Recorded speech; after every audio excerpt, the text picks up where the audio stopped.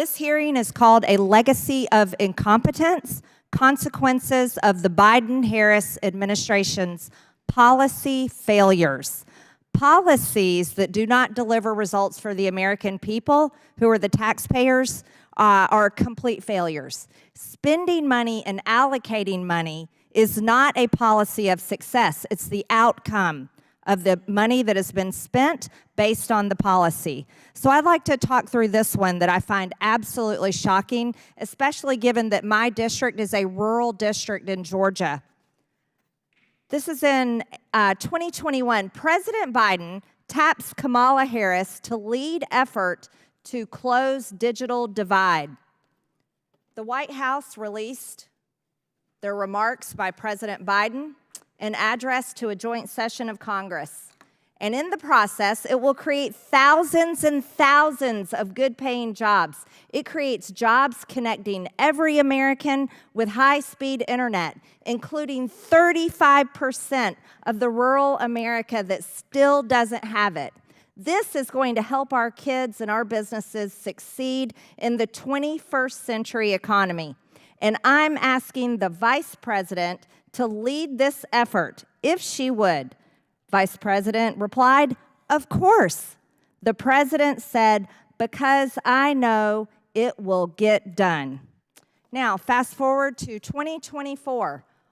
Here's the headlines. Why has Joe Biden's $42 billion broadband program not connected one single household?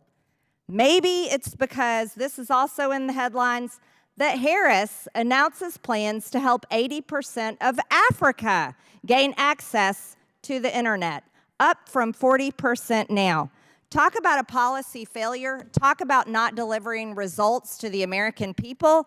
Spending $42 billion, yet not having one household connected to the internet. Mr. Carr, is that actually true? Not one home got internet? That's correct. In Georgia alone, there's about 257,000 homes and businesses that lack internet today. So that's potentially millions of people that were supposed to be connected through this program. $42 billion was enough money to actually end the digital divide in this country with competent implementation. Unfortunately, we have not cleared that hurdle. We have stories out right now that describe the implementation as chaotic, dysfunction, delays, no guidance, finger-pointing, messy, delayed rollout. That's just not getting the job done. That's right, Mr. Carr, and many of those homes and businesses are actually in my district, and they're outraged.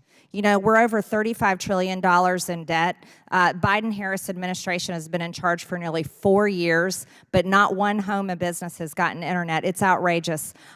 This is so concerning to me. How can the woman, Kamala Harris, that is telling the country right now she wants to be president of the United States, actually ask for this job if she has not been able to deliver what the president assigned her to do, which was to take that $42 billion and provide internet to the American people? I find that hard to believe because I own a construction company, and when we get hired to do a job, guess what? We deliver it. Let me ask you a question. Under the Trump administration, in 2020, the FCC awarded Starlink $885 million to serve 642,925 homes and businesses that lacked internet. What happened to that program? Well, last year, after President Biden went to the White House podium and said that Elon Musk is worth being looked into, the FCC abruptly reversed course and yanked back that award. And now in other programs, the ones that are actually connecting people under this administration, we're spending dollars on the penalties.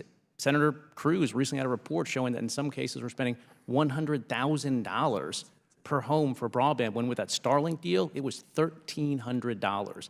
I don't think there's any way to explain the FCC's decision other than to go back to Joe Biden giving the green light to agencies to go after them.